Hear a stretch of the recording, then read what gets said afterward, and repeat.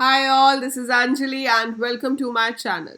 So this is section C of our first sample paper जो कि CBSE ने issue किया था for year 2023 और इसमें हम करने जा रहे हैं section C जिसमें 3 मार्क के 5 क्वेश्चन आपको दिए जाएंगे. So it's total for 15 marks क्योंकि 5 questions हैं 3 marks each, so 5 into 3 is 15. So चलिए शुरू करते हैं.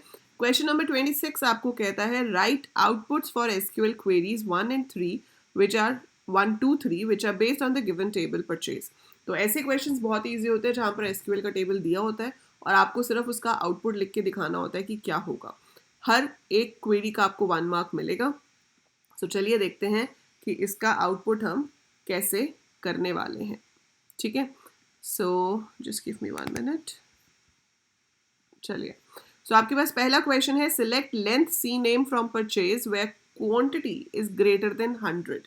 तो आपको क्या शो करना है, लेंथ ऑफ सी नेम. तो जब आप फर्स्ट का आंसर लिखेंगे तो सबसे पहले तो आपको देखना है कि आप ऊपर हेडिंग क्या लिखेंगे. हेडिंग में आप एग्जैक्टली वही चीज़ लिखेंगे जो वो फेच कर रहे हैं. अगर आप ये पूरा कैपिटल में लिखोगे तो और ज़्यादा अच्छा रहेगा. सो लेंथ ब्रैकेट में सी नेम, तो इसको हम कैपिटल्स में लिख सकते हैं. Then draw a line. आपको क्या बताना है, length of C name from purchase where quantity is greater than 100. तो मार्क कर लेते हैं 100 से ज़्यादा क्वांटिटी कहाँ पर है. एक तो यहाँ पर है और दैट्स इट, यहीं पर है क्योंकि ये तो 100 है और यहाँ ग्रेटर देन का साइन है. तो ग्रेटर देन का साइन है तो ऑब्वियसली 100 तो हमारा मैच नहीं करेगा because it has to be greater than. Equal to 100 नहीं लिखा वहाँ पे, तो एक ही मैच करता है और उसका नाम है गुरप्रीत. लेकिन आपको गुरप्रीत प्रिंट नहीं करना, आपको उसकी लेंथ प्रिंट करनी है. तो 1, 2, 3, 4, 5, 6, 7, 8 8 लेटर्स हैं इसके अंदर.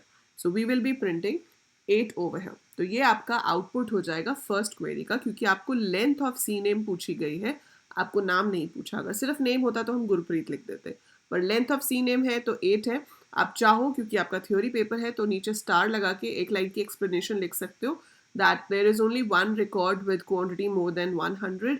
The name in that row is Gurpreet, thus the answer will be the number of characters in the name and that is 8. तो आप उसे अपने वर्ड्स में नॉर्मल नीचे एक्सप्लेन भी कर सकते हो. Right, it's always a good impression to write like that, लेकिन आउटपुट आपको ऐसे ही दिखाना है. सेकेंड आ जाता है select C name from purchase where month bracket में DOP इज इक्वल टू 3. अब देखो हमें नेम दिखाना है, तो मैंने यहाँ पर लिखा C name. C name I have to show, लेकिन किसका दिखाना है, जिसका मंथ ऑफ DOP 3 हो. सो DOP है आपकी ये वाली डेट ऑफ परचेज. पहले ईयर होता है, फिर मंथ होता है, फिर डे होता है. पर यहाँ पे तो 3 ना इधर है ना इधर है ना इधर है ना इधर है ना इधर है, कहीं पे भी मैच नहीं हुआ. तो इसका आंसर क्या आ जाएगा, एम्प्टी सेट. सो हम यहाँ पर स्टार लगा के क्या लिखेंगे, there is no record where the month is 3 in date of purchase. So there will be no record displayed in the output. Now we have question 3. So question 3 कहता है select mod bracket में quantity, comma day, comma DOP. तो आप ये पूरा formula ऐसे ही लिखोगे ऊपर. mod आप यहाँ पर लिखोगे क्वांटिटी, पूरा का पूरा फॉर्मूला जो भी है. Then draw a line. अब आपको आउटपुट लिखना है. तो देखो मॉड का मतलब है रिमाइंडर निकालना, लेकिन जब फंक्शन के अंदर फंक्शन हो तो सबसे पहले अंदर वाला फंक्शन काम करता है. तो डे DOP जो है वो पहले काम करेगा, फिर क्वांटिटी लेगा, क्वांटिटी को डे ऑफ DOP से डिवाइड करेगा, जो रिमाइंडर आएगा वो प्रिंट होगा. समझ रहे हो. सो क्वांटिटी तो एज इट इज़ वैल्यू ले ली जाएगी, इसका पहले डे लिया जाएगा, फिर क्वांटिटी और डे को हम डिवाइड करेंगे, जो रिमाइंडर आएगा वो हमें प्रिंट करना है. लेकिन किसके लिए, जहाँ पे सिटी चंडीगढ़ हो. तो सिटी चंडीगढ़ जी हमारी 2 जगह पे है, यहाँ पे भी चंडीगढ़ है, यहाँ पे भी चंडीगढ़ है. इसकी क्वांटिटी है 50, इसका day in the date of purchase है 10, है ना, डे ये होता है लास्ट वाला. सो इसका डे है 10. अब 50 को 10 से डिवाइड करेंगे तो रिमाइंडर बचेगा 0, क्योंकि 50 तो पूरा पूरा डिविजिबल है 10 से, पूरा डिवाइड हो जाता है. अब दूसरे रो में आपके पास है 15 और यहाँ पर है 20. अब 15 को 20 से डिवाइड करेंगे, कर ही नहीं सकते, 15 तो छोटा है 20 बड़ा है.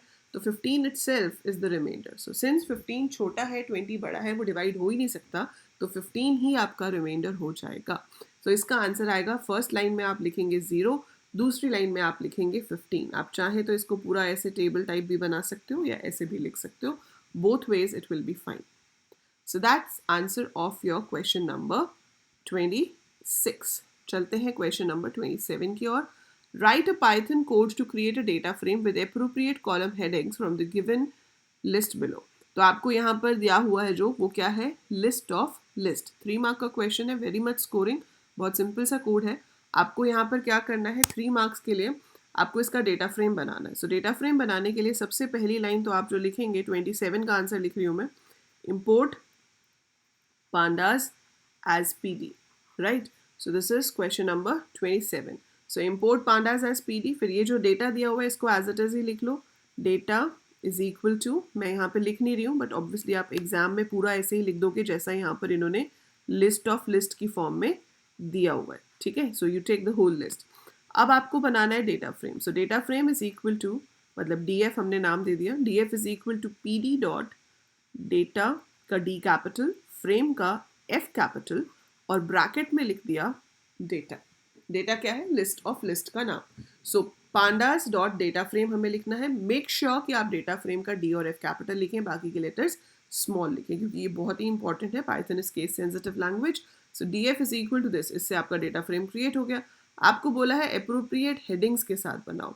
तो DF dot index and DF dot column, दो चीज़ें देनी है हमें. तो ये आपका जो डेटा फ्रेम है ये हमें लग रहा है कि स्टूडेंट्स का डेटा फ्रेम है और इसमें मेरे पास 4 स्टूडेंट्स हैं. तो मैं यहाँ पे ले सकती हूँ DF dot index is equal to, और इसके अंदर मैंने S1, S2, S3, S4 दे दिया इन अ लिस्ट. तो इससे क्या होगा, जो उनके रो इंडेक्स हैं वो हो जाएंगे S1, S2, S3, S4. Similar way मैंने लिखा DF डॉट कॉलम्स. कॉलम्स और इंडेक्स दोनों स्मॉल लेटर्स में है. इंडेक्स के पीछे S नहीं आएगा, कॉलम्स में S आएगा. It's all small letters. DF dot columns is equal to. So पहला हमें कुछ एडमिशन नंबर टाइप लग रहा है तो मैंने कोट्स में लिखा एडमिशन नंबर. दूसरा मुझे लग रहा है कि नाम होगा, सो it should B name. And तीसरा मार्क्स जैसा लग रहा है, so it should B marks. So admission number, name, marks ले लिया, दैट्स इट. और कुछ करना नहीं है तो प्रिंट DF. सो ये स्टेटमेंट्स आप लिखेंगे और आपको बहुत ही आसानी से आपके 3 नंबर मिल जाएंगे. सो हमने इंपोर्ट किया पांडास को, लिस्ट ऑफ लिस्ट बनाया, हमने डेटा फ्रेम क्रिएट किया, उसके बाद हमने उसके इंडेक्स और कॉलम्स दे दिए. आप चाहो तो इसको डेटा फ्रेम क्रिएट करने वाली लाइन में भी दे सकते हो. आप लिख सकते हो डेटा फ्रेम ब्रैकेट में data comma index is equal to, वहाँ पर इंडेक्स दे दो, comma columns is equal to, फिर कॉलम्स दे दो. इनका ऑर्डर मैटर नहीं करता, आप कॉलम्स या इंडेक्स आगे पीछे कर सकते हो, सबसे पहले डेटा आएगा. या आप ऐसे अलग से भी कर सकते हो जैसे मैंने यहाँ पर किया है. So either way you write, आपको पूरे मार्क्स मिलेंगे. So this is how we create a data frame from a list of list. तो हर एक लिस्ट एक रो बनती है जब हम लिस्ट ऑफ लिस्ट बनाते हैं. तो ये पहली वाली जो है ये एक रो बन जाएगी, ये सेकेंड रो बन जाएगी, ये थर्ड रो और ये fourth row. So that's list of list. 3 marks का बहुत ईजी क्वेश्चन. अगला क्वेश्चन देखते हैं क्या है. Consider the given data frame stock. तो अब ये डेटा फ्रेम हमें दिया हुआ है. अब वो कह रहे हैं कि add a column called special price with the following data. आपको यहाँ एक और नया कॉलम ऐड करना है. तो आंसर ऑफ 1 में मैं क्या लिखूंगी. सो डेटा फ्रेम का नाम है स्टॉक. तो मेक श्योर जो क्वेश्चन में नाम दिया हो उसी को आप आंसर में यूज करें. तो ध्यान से अपना नाम चेक कर लेना. S कैपिटल है, stock is the name of my data frame and they want to add a new column. तो कॉलम ऐड करना बहुत ईजी होता है. स्टॉक लिखो, स्क्वायर ब्रैकेट लगाओ और कोट्स के अंदर नए कॉलम का नाम लिख दो. सो नया कॉलम कौन सा है, special underscore price is equal to and then give the values. तो 135, 150, 200, 440 जो भी है वो वैल्यूज हम दे देंगे. So one option of creating a column is like this. ठीक है, और ऑप्शंस भी होती हैं जैसे कि आप लिख सकते थे स्टॉक डॉट लॉक. लॉक की हेल्प से ऐड कर सकते हो, लेकिन पहले कोलन लिखोगे उसके बाद आप अपने कॉलम का नाम दोगे. सिमिलर वे आप यहाँ पर लॉक की जगह ऐट भी कर सकते हो. तो आप लॉक या ऐट में से कुछ भी करोगे बट मेक श्योर कि रो वाली जगह पर आपको कोलन का साइन देना पड़ेगा, कॉमा कॉलम का नाम लिखना पड़ेगा. बट ये ज़्यादा ईजी है तो हम इसको यूज़ करेंगे, बट ये भी आपके पास पॉसिबल ऑप्शंस हैं. ओके, सेकेंड है add a new book named the secret having price 800. सो आपको एक नई बुक ऐड करनी है. सो जब रो ऐड करनी होती है फिर हमारे पास कोई ऑप्शन ही नहीं है उसमें, तो हमें लॉक या फिर ऐड को यूज़ करना ही है. तो स्टॉक डॉट लॉक, पहले रो ही देते हैं हम. तो 0, 1, 2, 3 तो था ही, अब मैं 4 पे ऐड कर दूंगी. और मुझे क्या ऐड करना है, बुक का नाम द सीक्रेट. तो पहले मैंने लिखा बुक का नाम और फिर उसका प्राइस लिखा 800. तो स्पेशल प्राइस की भी यहाँ कोई बात नहीं हो रही है. So this is what you had to enter, name and price. So ये नेम आ गया, ये प्राइस आ गया. So this is the statement. आप यहाँ लॉक भी यूज़ कर सकते हो, ऐट भी यूज़ कर सकते हो. आई लॉक या आई ऐट यूज़ नहीं करोगे, उससे नई रो ऐड नहीं होती है. सो नई रो ऐड करने के लिए हमें लॉक या ऐड को ही इस्तेमाल करना होता है. तो आप या तो यहाँ लॉक लिखो या ऐड लिखो, आपके पास सेम रिजल्ट आएगा. ठीक है. Next is remove the column special price. अब आपको स्पेशल प्राइस नाम के कॉलम को रिमूव करना है. अब कॉलम रिमूव करने के बहुत सारे तरीके हैं. आप लिख सकते हो स्टॉक डॉट पॉप और उसके बाद यहाँ पर अपने कॉलम का नाम. ठीक है. आप लिख सकते हो डेल स्टॉक, डॉट भी लगा सकते हैं या स्क्वायर ब्रैकेट में कॉलम का नाम दे सकते हैं. ठीक है. ये क्या करेगा, ये भी डिलीट कर देगा. तीसरा तरीका है ड्रॉप. तो आप लिख सकते हो स्टॉक डॉट ड्रॉप. ड्रॉप वैसे तो रोज को डिलीट करने के लिए होता है, बट हम कॉलम डिलीट कर सकते हैं. उसमें आपको ध्यान रखना पड़ेगा कि आप जो एक्सेस है वो ज़रूर मेंशन करो एज 1. तो एक्सेस इज इक्वल टू 1 लिखने से ही वो आपके कॉलम को डिलीट करेगा, अदरवाइज नहीं करेगा. एंड डिलीशन हो जाए इसलिए in place is equal to true भी लिखना पड़ेगा. So in place is equal to true. तो ये 3 तरीके हैं कॉलम को डिलीट करने के. आप इसमें से कोई सा भी लिख सकते हो, तीनों भी लिख सकते हो, आपकी मर्जी है. ठीक है. बट जो भी लिखना सही लिखना, गलत नहीं लिखना. अगर आप कंफ्यूज हो किसी एक मेथड के बारे में, उसको मत लिखो. जिसमें आप 100% श्योर शॉट हो कि हाँ आपको इसका सिंटेक्स बहुत अच्छे से याद है, just write that method to delete a column. So ये आपके पास 3 कमांड्स हो गई, नया कॉलम ऐड करने के लिए, नई रो ऐड करने के लिए और एक एग्जिस्टिंग कॉलम को डिलीट करने के लिए. ठीक है जी. सो ये तो हो गया हमारा क्वेश्चन नंबर 28. चलते हैं अब अगले क्वेश्चन की तरफ. That is question number 29. Nadar has recently shifted to a new city and school. She does not know many people in her new city and school, but all of a sudden someone is posting negative demeaning comments on her social networking profiles, etc. She is also getting repeated mails from unknown people. Every time she goes online, she finds someone chasing her online. So, इसमें आपको बताना है कि क्या जो ये हो रहा है उसको क्या कहते हैं. What is this happening to Nadar? So, Nadar के साथ क्या हो रहा है? Cyber stalking. And उसके बारे में comments भी post किए जा रहे हैं, तो that is cyber bullying. ये societal impact का question है. So what is this happening to her is cyber stalking and cyber bullying. What immediate action should she take to handle it?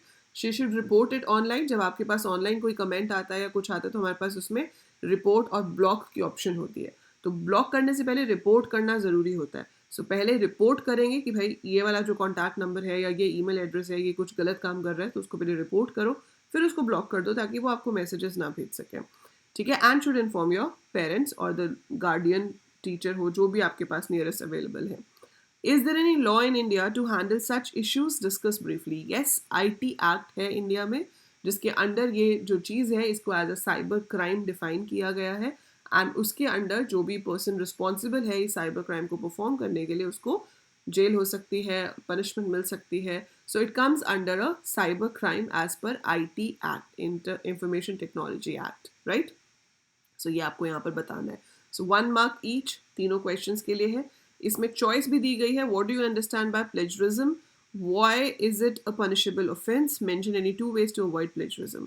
So plagiarism क्या होता है? To use someone else content और to present someone else content saying that it is yours. तो अगर आप किसी और के डेटा को, किसी और की मेहनत को अपना कहकर प्रेजेंट करते हो, it could be an assignment, it could be research paper, it could be anything like that, तो उसे हम प्लेजरिज्म कहते हैं. Why is it punishable? Because you are using someone else's creativity without taking any permission. ठीक है. 2 ways to avoid is, one is give proper credit to the person जिसका आप data use कर रहे हो. तो आप अपने रिपोर्ट में या अपनी फाइल में प्रॉपर लिखो कि मैंने इसको रेफर किया है, ये ओरिजिनल कंटेंट उनका है, वहाँ से इंस्पायर होकर मैंने यहाँ पर इसको यूज़ किया है, something like that. So give proper credit to that person. Second way to avoid plagiarism is कि आप उसको पढ़ो लेकिन एग्जैक्टली सेम टू सेम मत लिख दो. आप उसको समझो, उसमें कुछ पॉइंट्स अपने ऐड करो, उसकी लैंग्वेज को चेंज करो and then write it of your own. चाहे मीनिंग सेम निकलता हो बट अपने अलग तरीके से प्रेजेंट कर दो उसको. सो फिर वो प्लेजरिज्म में नहीं आता है. ठीक है. So that is how you can avoid. Last question in this section is again SQL based question. Based on table student given here, write suitable SQL query for the following. So आपको एक table दिया हुआ है, आपको कुछ questions नीचे पूछे गए हैं. Display gender wise highest marks. देखो एक तो जब भी वाइज आ जाए ना कि जेंडर वाइज दिखाओ, फॉर ईच जेंडर दिखाओ, इसका मतलब ही क्या है कि ग्रुप बाय लगेगा. ठीक है. जहां आपने ये वर्ड पढ़ लिया इसका मतलब ग्रुप बाय लगेगा. सो display gender wise highest marks, तो ग्रुप बाय जेंडर. अब करना क्या है? Highest marks. हाईएस्ट मार्क्स कैसे आएंगे? मैक्स से. तो हम क्या लिखेंगे? सिलेक्ट लिखने को तो मैं सिर्फ मैक्स मार्क्स में लिख सकती हूँ, बट अच्छा दिखेगा अगर जेंडर भी साथ में दिखे कि मेल के कितने मैक्सिमम मार्क्स हैं और फीमेल के कितने हैं. So it should be select gender comma max marks from student. Condition कोई दी नहीं है तो सीधा ही लगा देंगे group by gender. So this is your query. So इसका आउटपुट क्या आएगा? मेल.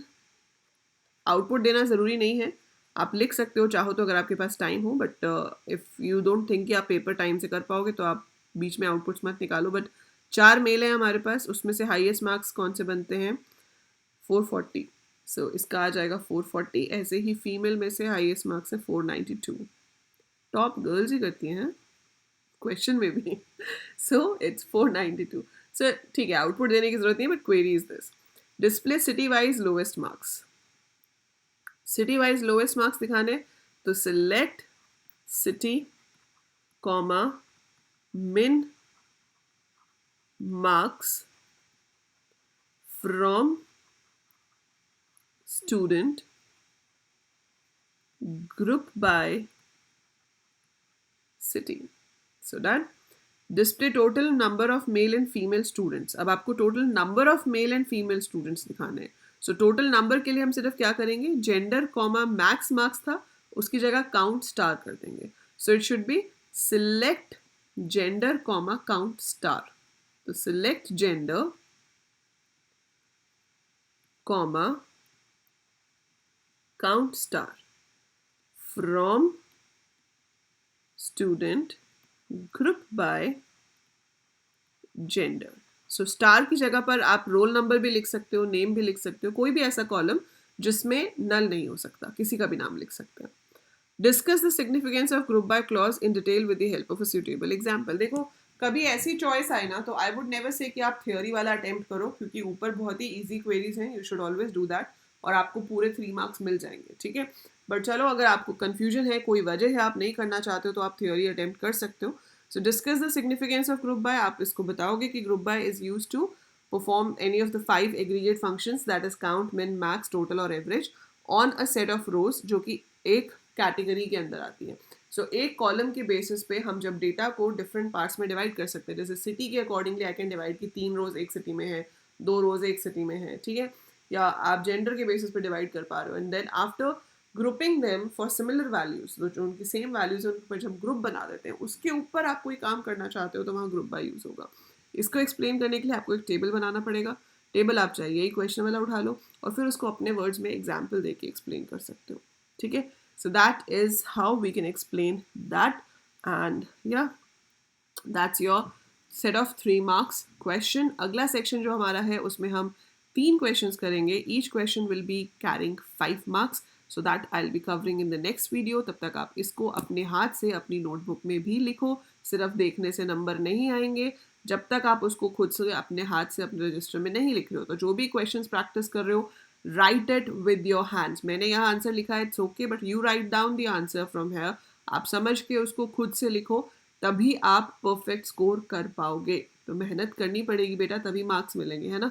सो लिखिए, प्रैक्टिस कीजिए, and I will be explaining the next section in the upcoming video. Till then take very good care of yourself. जाने से पहले video को like ज़रूर करके जाना, पता चले मुझे भाई समझ आ गया इन बच्चों को. Do leave a comment and share the video with as many classmates and batchmates of yours. सबका भला करो, जितने भी आपके ग्रुप्स हैं दूसरे सब्जेक्ट्स के, व्हाट्सएप पे, टेलीग्राम पे, शेयर इट कि वो भी पढ़ सकें, वो भी रिवाइज कर सकें. और अपने जूनियर्स के साथ भी चैनल को शेयर कर देना, ताकि जब वो 12th में आए तो उनको शुरू से ही कोई डिफिकल्टी ना हो. Bye for now, take care all of you.